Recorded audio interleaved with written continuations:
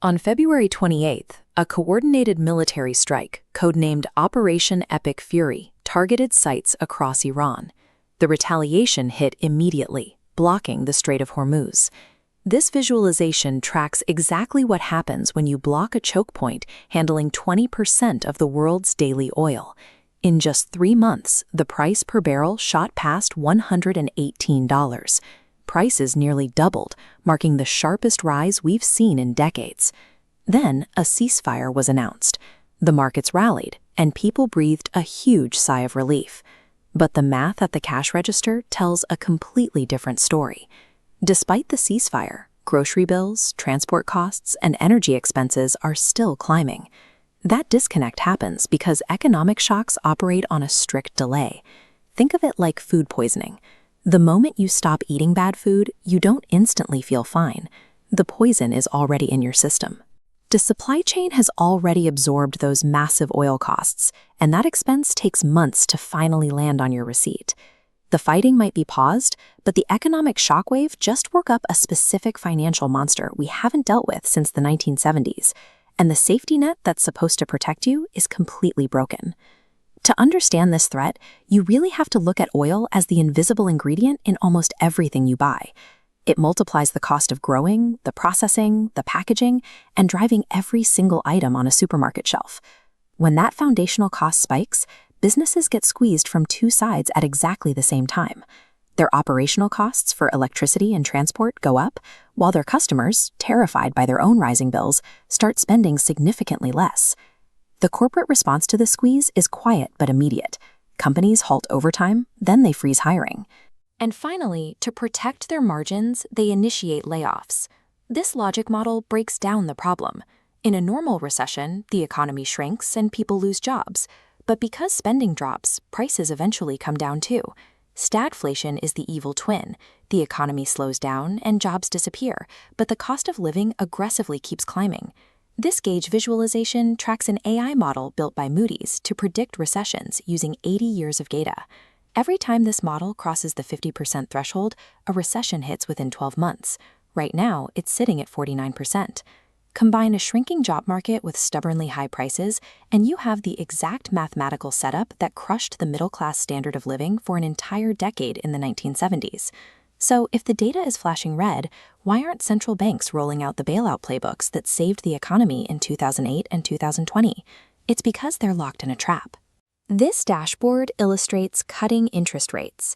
Central banks pull this lever to make borrowing cheap, so businesses take loans and the economy moves. But during stagflation, pumping cheap money into an expensive economy sends inflation soaring. The pressure gauge instantly redlines and shatters. If cutting rates is off the table, the next logical move is the pandemic playbook: print more money to keep the system afloat. The U.S. sits on $39 trillion in national debt, paying $1 trillion a year strictly in interest.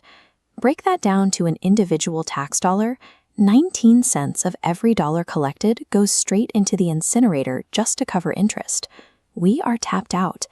Every traditional tool the government has to fix stagflation actively makes the other half worse. The central banks aren't stepping in because they are entirely paralyzed. The smartest money managers in the world can see this paralysis happening in real time. Because the U.S. is out of easy options, the absolute dominance of the dollar as the global reserve currency is actively being questioned. We know this because foreign central banks are already taking action. They are pulling their savings out of the American system, dumping their U.S. Treasury holdings to the lowest levels we've seen since 2012. And they are moving that wealth straight into physical assets.